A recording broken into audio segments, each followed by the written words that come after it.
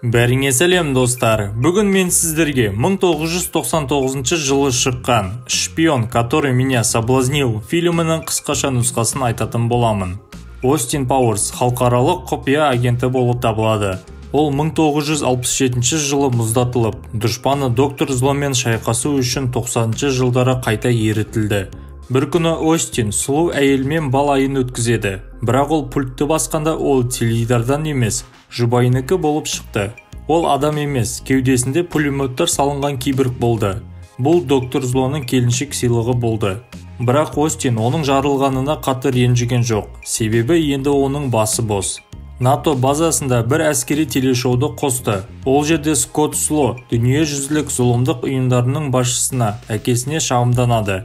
Ол жер орбитасында тоңазытуда болуы тиіс, бірақ шын мәнінде ол қазір студияда. Жалпы әкесі ұлын ұнатпайды, себебі Скотт ол қалағандай жаман емес. Шығарылым доктордың жетекшіге шабуыл жасауымен аяқталды. Остин Пауэрс бастықтан фотосуретке баруға тапсырма алды. Модельдердің бірі доктор Злоның астында жұмыс істейді. Оның есімі Ивана Платинова. Пауэрс фотомодельдермен нағыз кәсіби маман сияқты жұмыс істейді. Доктор Злоның кеңсесі Starbucks'та орналасқан. Бастықтары мұздатылып тұрғанда, компанияны екінші нөмір көшірмесі сатып алды. Сондай-ақ осы уақыт ішінде Фрауферт өзіне махаббатын тапты. Бірақ жаңалықтар осымен аяқталған жоқ. Доктор Зло тоңазытылғанда, оның қолбасшылары өз жетекшісінің клонын жасауға тырысты. Ол оның дәл көшірмесі болып шықты. Тек 8 есе кіші болды. Енді доктор оны Миния деп атайды. Лилипут пирожкиден бас тартады, бірақ мысықты жеуге ол қарсы емес. Скотт әкесін кемсітті, ал Миния оны өлтірмек болды, бірақ Фрауферт оны қуып жіберді. Доктор Зло Пауэрс оның маджосы болғандықтан жеңеді деген қорытынды жасайды. Доктор уақыт машинасының көмегімен өткенге оралып, оны алып кетпекші. Если есть такая машина, можно вернуться в прошлое и в сортире Остина Пауэрса замочить. Бірақ әрине Скотты ешқайсысы тыңдамайды. Остин Пауэрс 1967 жылы мұздатылды. Доктор Зло шпион қорғансыз болған кезге 1969 жылға аттанады. Клонмен бірге ол құрылысына секіреді. Өткенде оны жас және тартылған оң қолы қарсы алды. Фрауфертте өте жас болды. Әрине, бастыққа арналған баспана жаңарту шыңында салынған. Осы кезде Иванка Пауэрске шахмат ойнатып, оны азғырып, сосын өлтіруді жоспарлайды. Бірақ Остин Пауэрс ол үшін тымыстық болып шықты да, агенті өлтірудің орнына қыз оған берілуге шешім қабылдады. Доктор Пауэрске қорғаныс министрінде жұмыс істейтін агенті арқылы баруды жоспарлайды. Бұл ботқа зұлым Шотланд болды. Ол өзінің қатты мінезімен және 1 тонна салмағымен танымал. Ол дәл солардың қатарына қосылып, бақылау тапсырмасын алды. Бастық шыққаннан кейін майлы арғымақ бөлмеге ұйықтататын газды төгеді. Кейін дрелді алып Пауэрстың астыңғы жағын тесіп, оның маджосын суырып алады. 99 жылдағы агент мұны бірден сезді. Маджоның жоғалғанын анализдерді растады. Базил Пауэрске олардың шығарған уақыт машинасы нұсқасын таныстырды.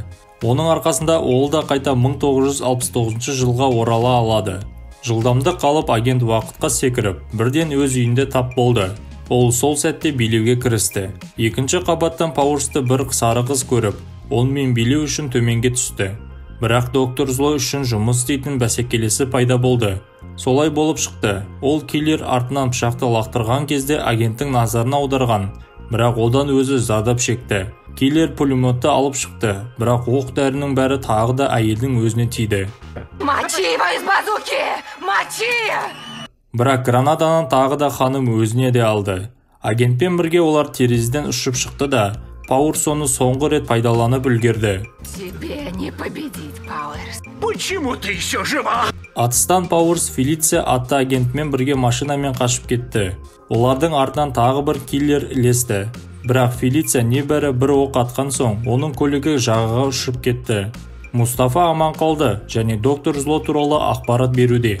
Ол 3 рет сұрағанды жек көреді, сондықтан 3-ші рет әрдайым шындықты айтады. Мустафа доктордың қайда орналасқанын айтып бермес үшін, оны балалар арбасынан Миния атып тастады. Базада жер сілкінісі болды. Бәрі бұл жанардаудың атқылауы деп ойлады. Бірақ мұны істеген ботқа Шотланд болды. Ол Остин Пауэрстың маджосын колбамен алып келген.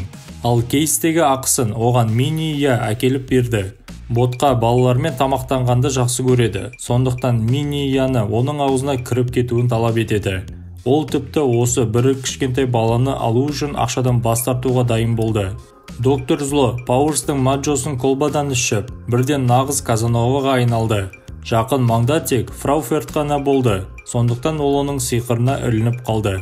Остин Пауэрс камераға кіріп, өзінің бірнеше суретін түсірді.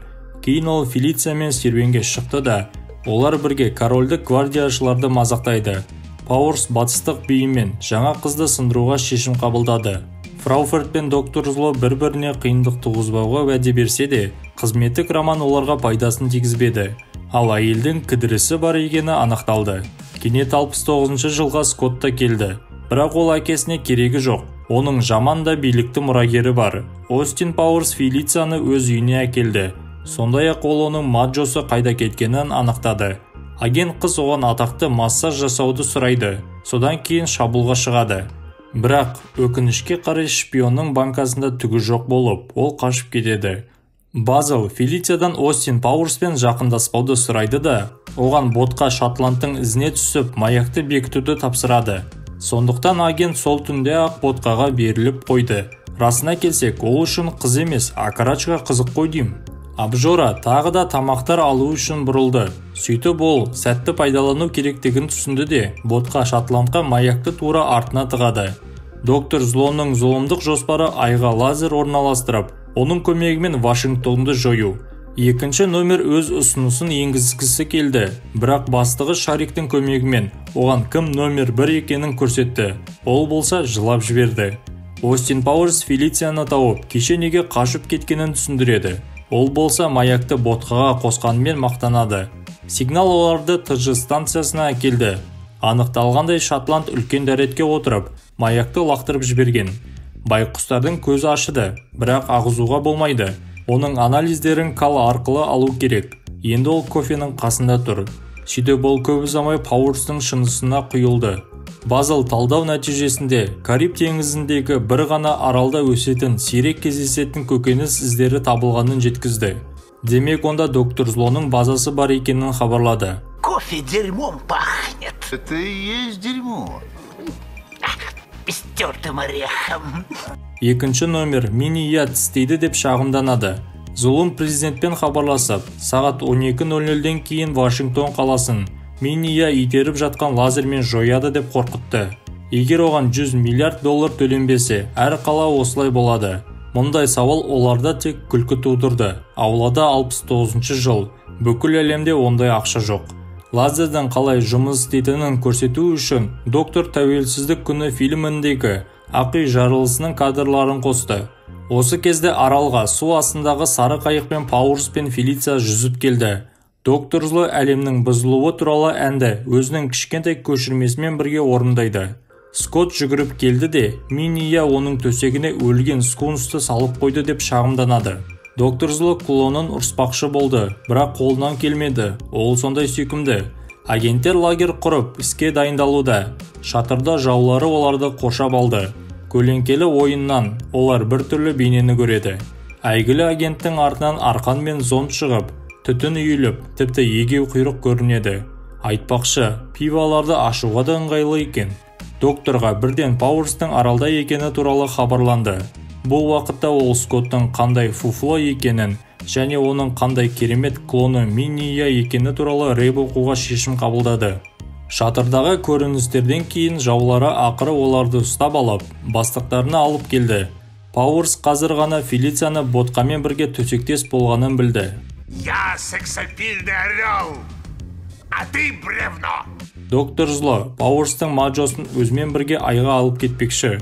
Скотт қайтадан агентті ақымақ күзетшімен камераға отырғызды да, ол жерден оңай қашып кетеді деп жеткізеді. Миния жауап ретінде өлуге тілектес етіп оған сурет салып берді. Тақырбастар скафандрмен айға аттануға дайын. Бірақ Фрауферттің есебі тым ұзаққа созылып кетті де, жанартаудан бір нәрсеге ұқсайтын зымыран ұшып шықты.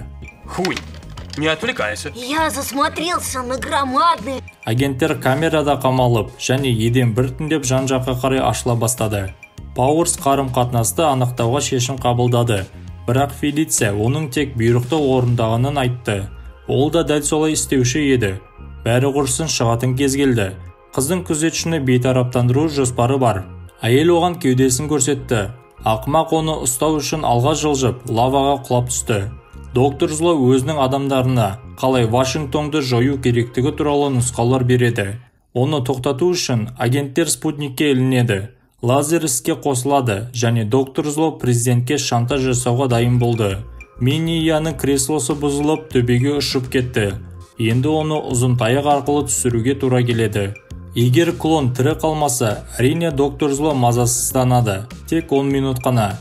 Кейін жаңасын шығара салады. Ұлыбританиялық агенттер айдың жанында тоқтап, базаға кіреді. Миния Пауэрске шабуыл жасап сазайын бере бастады. Бетіне шапалақтар берді, шалып құлатты. Басын полға ұрып және көзін шұқыды. Кейін Лилипут татуласуды ұсынды. Бірақ бұл тек тұзақ болды. Пауэрс ашуланып шалуынды трубаға лақтырып жіберді де, кейін жаны ашып қалды. Алайда бұл да тұзақ болды. Миния оның бір жерінен тістей бастады. Енді агент оның басын барлық жаққа ұра бастады. Ақырында ол скафандрға кіріп кетті. Пауэрс оны артқы деңгейінде ұстап және ғарыштық унитазға оны ұшырып жіберді. Осылайша Миния ғарыштық серуенге аттанды. Агент Пауэрс доктор Злоға тапаншаны бағыттады. Ол болса таңдау жасауды сұрады. Әлемді сақтау ма, әлде сүйген қызды құтқару ма? Жаулары оқ жаудыра бастады, бірақ ол өзінің тапаншасымен бәрін құлатты. Кейін ол Фрауфортты теуіп, лазер оғын қисығатты. Осы кезде Фелицияны уланған газ өлтіре бастады. Доктор Зло қашып бара жатқанда аяғына оқ алды. Ол Фрауфорт келгенге дейін Пауэрттың назарын аударды. Агент кері оралып, Фелицияны құтқару үшін уақыт мәшинесіне секіріп 10 минутқа артқа оралды. Енді қыз да әлемде құтқарылатын болды. Как насчет шведской семьи, а? Алайда доктор Зло ауаға лақтырған Маджоны құтқару керек. Өкінішке қарай Пауэрстер соқтығысып колба шағылды. Бірақ мұңаюдың қажеті жоқ. Себебі Фелиция бұл Маджосыз да оған ұнайтынын айтты. Пауэрстің бірі өз уақытына аттанды. 10 секундтан кейін бәрі жарылады және жалғыз амал уақыт машинасына секіру болды. Кейін жұп 99 жылда пайда болды. Бірақ қол бұлғаудың қажеті жоқ болды. Ботқа Шотланд оларды өлтіру үшін курьер кейпінде кірді. Фелиция Шотландтан ол бақытты ма деп сұрайды. Әрине, ол бай және өте тартымды. Шын мәнінде ол ботқа майлы ақымақ. Ол бақытсыз болмағандықтан тамақ жей береді. Әлде бақытты болғандықтан ба? Өзі не айтып жатқанын да білмейді. Бірақ ол бәрібір оларды өлтіреді. Фелиция оның пипиндосынан бір тебеді. Ол құлап кішкене жер сілкінісін шақырды. Бүкіл жаулар жойылды. Енді билеуге болады. Сол уақытта 69 жылы Миния ұсталып, суық ғарыштық серуеннен кейін ауырып қалмас үшін әкесінен укол алды. Остин Пауэрс бәрі үшін әлі де жауап береді. Осымен фильм аяқталды, достар.